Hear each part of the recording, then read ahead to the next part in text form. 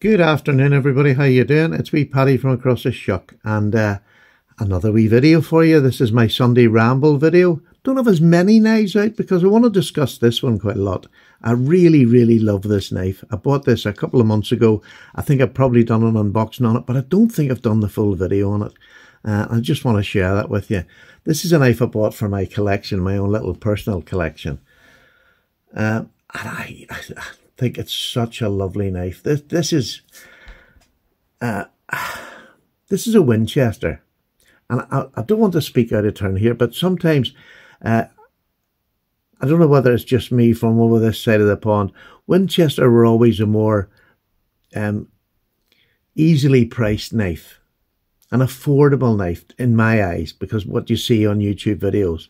But they did do a higher end version, which I believe is the black box version. Maybe there was other ones. It's just the one that I know of, because we don't get them over here that often. So to get one of these, somebody's had to import it over here, and they've kept it. It's like new. It was like new in box, except I didn't get the box.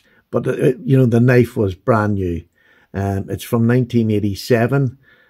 Which I believe the black box series was around that time. So I'm basing that on the fact that it's probably that series, because it is just a beautifully finished knife. It is gorgeous. A little bit of help maybe from you if you would. But let's just walk around the knife and just see what it is. This is by no means a basic knife. Now, I paid a good price for it, to be honest with you. We have to over here, because they don't come up that often, and I jumped on it immediately. A beautiful knife. Now, it's a little coffin jack. You can see the cut-off edges here, the swell centre, and up to the flat top. It is beautiful. It's got a line bolster at the top, and then knurling around the bottom, which I adore. I think it is such a beautiful detail. Isn't that just lovely? And it reminds you of days gone by. To me, you know, if you ever see fancy salt cellars and things like that, they would have little things. I know I'm describing this like a salt cellar, but that's the way my head works. But you would see the fancy, or a top of a bottle, a perfume bottle, you would get knurling, you would get, you know, a nice silver top. It would look something like that. And that just gives class. It just looks class. It's got a shield on it, which is beautifully done. It's not completely inlaid, as you can see if I turn her sideways there. She's sort of on top, but I think that she's been cut out underneath and maybe a little bit taken out and then put in it. I think it might be pinned. I'm not seeing it on the top here, but when I look down the back, I think there's a pin. It's very narrow in there because it has the brass liner up the centre as well. It's quite narrow, and it's hard to actually see if it is, but I had a look, and I thought, I think I can see a pin, but I'm not 100% sure. I should have really checked out better before the video. But listen to the snap on that. It's from 1987. So she's approaching 40 years old, and she's like, the day and hour she came out of the shop. Absolutely beautiful. Fit and finish is really good. Maybe a slight little, that's just my thumbnail cut. It's not a gap as such. Well, maybe it is just a slight gap. It just doesn't matter at all. It's insignificant as to what the knife is. The jigging is beautiful, very tight, small jigging, really attractive looking. Just a really attractive looking knife to bring out in public as well. I mean, it just reminds you of Grandad's knife, and that's it. I know it's only 1987, but it just reminds you of that old, it was a gentleman's accessory to have a knife this beautiful. And it's still a gentleman's accessory, but me carrying this out, I'll probably not use it that often. You know, I'll cut a bit of string or do whatever on it. I put a basic edge on it. There wasn't much of an edge. I put a very basic edge on it so that if I did have to bring it out, I could cut a bit of string. But I didn't go heavy on it because I want to keep the knife as it is. There's the blade, and you can see it has Winchester on it. I quite like that. I love the writing. It's been done really well. I could have done without trademark underneath it. I mean, there was no need to actually have it on here as well in the ricasso there. You can see it. It's got Winchester. Let me just get it up for you. And then it says trademark underneath it and made in the USA. Beautiful knife. Just the perfect position for the nail nick. It's got a nice point on it. It's nearly like a master pen rather than, but it is, you would have to call that a master spear. But it really is just like a master pen. A lovely point on it. Real good pointy tip on her. Like I say, she hadn't really been sharpened other than the quick things you got. I put a nice wee edge on her today. She's not ultra sharp, but this is not, I'm not going to be using this for any mean task whatsoever. I'll carry it and maybe cut a bit of string. There's enough in her to do that. And I don't want to take any metal off it at all. The pen blade, again, very much that similar shape. A nice point on it. It's fair enough. The length is okay. Again, it's the same size as a boy's knife. Listen to the snap on that. Isn't that just beautiful? It really is lovely. And just, it's one of those knives that's strokeable. It's just touch me, please, and feel me. That's what this knife says to me. You know, I can sit all day. I love jig bone for this simple reason that just rubbing it and feeling the little indentations, it just makes something special. Nice little small pins so they don't detract from the knife. And sometimes you don't mention that. Sometimes the companies would have put a bigger pin in when there was no real need. This was never going to get bashed about. You know, I would have said, you know, people buying it then, this is a knife that people wanted to carry with pride, not really a work knife, but something just to carry. And I just think it is gorgeous, and I will carry it, but the chances of me doing anything rough or slightly rough with it is not there, because I'll probably never get a chance to get another one like this in this condition. And I adore it. I love the old American. And much like the UK old companies, over here I can get plenty of UK, the older companies, which are defunct and gone now. It's very difficult. Excuse me. My throat was dried up there. It's very difficult to get the older American knives now because they're being bought up now. There's more and more slip joint collectors. To me, it's like a revival of slip joints. It's great. There's so many new people coming into it. And they're starting to collect. Americans are starting to collect their own knives because there's so few companies left. Very much so here in the UK, even less. So when you get something like this, buy them. Just buy it and put it away. Put it in your collection. I don't mean put it away, because I do like to carry them and I do like to have them in my collection. I do like today was Sunday morning. I was getting this knife out to carry it today because it reminded me of something which we'll talk about in a minute. And then I seen this and I thought, do you know, I don't think I've done a close-up and in-depth review of it. It is stunning. And it still has lovely movement. It's got the half stop. And I just think that's a real... In fact, I just recently got Michael from... Arthur Wright Knives. He made me one himself. This is one of his wee ones. I got the Stag pen blade. Lovely bit of Stag, and that's Michael's little trademark up there. He chases that up there by hand. It's like a bit of ivy growing up it, but it's beautifully done. Done by hand, all the way up there with a hammer and a chisel. I love it. I just love that. Just class.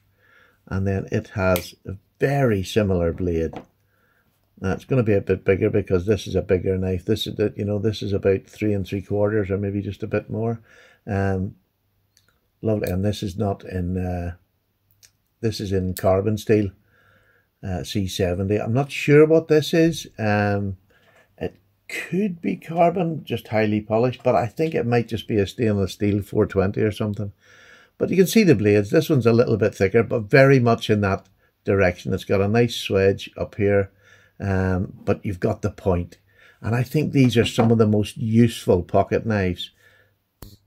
You know, a spear or pen, whichever you want to call it. They're so useful because they do a bit of everything. You've got a nice point on it for plunging into things.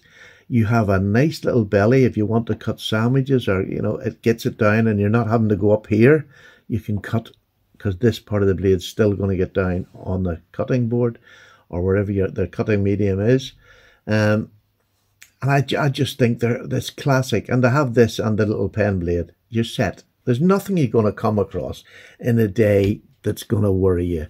Because even if you did want to use the pen blade for things, and I would tend to use the pen blade first, because I like to have the main blade sharp, in case, just in case. But this, I mean, even if you wanted to do things that you would normally use a Wharncliffe for, or a sheep's foot, you don't have to lift this too high because it's only a tiny pen blade, but it'll cut every bit as well as a Wharncliffe or a sheep's foot if you're cutting an article out of a paper or something. I've never done that yet, but that's a lie. I did do it once, yes. But no, it's the sort of thing, the sort of little blade that'll do most of the tasks of my day. I mean, I can get away with most days I could get away with a really simple single-bladed knife this size, if the truth be told. But I still like having a bigger blade. But I'll use this and try to keep this as sharp. Some people do it the opposite way around. I don't, because I know that'll do me most of the time. That little pen has got such a snap to it. It really has. It's more than the main blade, but it's definitely more than the main blade, but that's suffice. There's no problem. You have a shield on here. I think it's pinned. I find it here. It seems quite a thick bit of metal, and I can't see. Sometimes you can see where the pin would be, but I looked up the back of it. It's quite narrow. I just think it is. I think I can see a pin down in it. It's too narrow because you have the liner, the brass liner up there. Again, this I absolutely love. When they take this is your back spring coming down, coming around, and it's normally cut off about here, but they've taken it on round. It's cut off lovely there, nice and straight across.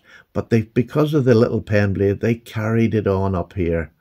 And I just think that adds another little piece. It makes this knife stand out as a real gentleman's carry. It really does. Just simple, I'm going to say silly. The simple little extra bits you get, like that knurling.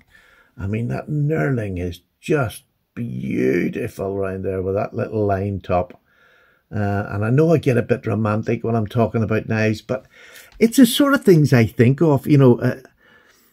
I mean, when this pattern would have come out, it would have been back early in the century, last century, I should say. And I just get romantic because I believe these pen knives, pocket knives, whatever you want to call them, these older fashioned ones, the ones that are not as threatening as most of the modern slip joints would be to a lot of people, this is not a threatening knife. This is a knife that you know what its purpose is, to cut a bit of string, you know, cut a bit of meat, cut your sandwich, you know, take a cutting out of the newspaper. That's what this is for. That's exactly what this is for. You can carry another knife for cutting up your cardboard boxes, although this will do it. Without hesitation, this will do it. This wee blade, it's not wafer thin. It's thin and it's nice and it'll slice, but it's not wafer thin. I mean, you could do, you know, a tiny bit of prying. I wouldn't suggest it, but, you know, this is a really healthy blade on this, and that's what I like about it. If you had to push it to use, it'll stand up to the task, in my opinion. But a gorgeous knife. I like everything about it. I just think it is just, what a lovely collection piece. I mean, this is what I do on a Sunday. I come in and I pick something out. I picked this out and then I seen this and I thought, oh, I like that. I'll get that out and have a wee fondle. So I love it. Winchester, a beautiful job. If you ever get, again, I think it's the Black Box series, and I think they do different patterns. If you ever see or get the chance to own one, I highly recommend it. I really do highly recommend it. It is a gorgeous collection piece for me, but it's my collection I'll carry. I don't abuse or use hard in any way, but I do like to carry them and have them on me, because this is more of a conversation piece than a Spyderco Delica to me. That would do nothing for me as an aesthetic. But it's a useful knife, fantastic knife. Don't get me wrong, I'm not saying anything wrong with a knife. But if I had the choice between having one of those and one of these in my pocket, I'll take this every day of the week. Every day of the week. Because it just feels and looks gorgeous. And I wonder if you agree. Let me know if you do agree, or you're just completely the opposite way. You have no time for you know, traditional knives. That's all right. I mean, of course, we're all allowed opinions. I just happen to like both. Well, I like anything to do with a knife. So this is the one that I was going to get out, and I was going to, I wanted to put a wee edge on it. I haven't really used this much. I bought this at Sharp Show last year. Now you'll notice there, it's in a lovely cam tang. Nice small little bit of torque there, but the walk is, there isn't much of a pressure on the spring. It's a lovely cam tang. It actually is as smooth as you like. But it's not particularly firm up there if you're worried about that. To take the worry away, it has this lovely ricasso you can put your finger behind, and you're never going to get cut unless you do something stupid like take your finger off and then close it on it. But if you hold your finger there, it'll, you know, even if you're pulling out of something, it'll nip you, but it's not going to cut you. So this is a lovely blade, a beautiful blade. This blade is it's about, the cutting edge is 2 5/8, so, but it's over 3 inches if you go under the ricasso. So you carry it at your own discretion. I would carry it. I have no problem. Again, the nice thing about this is what set this in motion was this jigged bone on this is beautiful. It's like a maroony jigged bone. It is just gorgeous. Different, completely different, but every bit as beautiful. And I love the colour of this. And I got this at Sharp Show, which is happening. This year's one is on next Saturday, which myself, Mikey, and Justin are going to. We can't meet if we met you last year, I can't wait to meet you again and relearn your name. Just saying, I'll have forgotten it. So please introduce yourself. Let me know. Most of you, I don't know your faces that I'm going to meet there probably, but it'll be nice to see old faces from last year. And we met Mikey there, and it's been lovely to take, you know, no, I'm not going to say anything bad. We met Mikey because he's picking us up at the airport, so I'm not going to risk it anymore, too near the time. We met Mikey and we've become very, very good friends with Mikey, and he's a gentleman. I love Mikey. He's now a close friend, and that's, you know, I don't say that very often. You know, I'm a miserable old git, and between him and Justin, I feel as if I'm blessed with friends that are close and I would trust. But I'm getting romantic again about people. But Sharp Show is doing that to me. I am so looking forward to it. It's the one big show a year. I fly over for it, and just for the day, and it's worth every penny to me just to get up close and personal for 8 hours with a bunch of knife nuts. And it's a joy. I so enjoyed last year, and I will enjoy this year.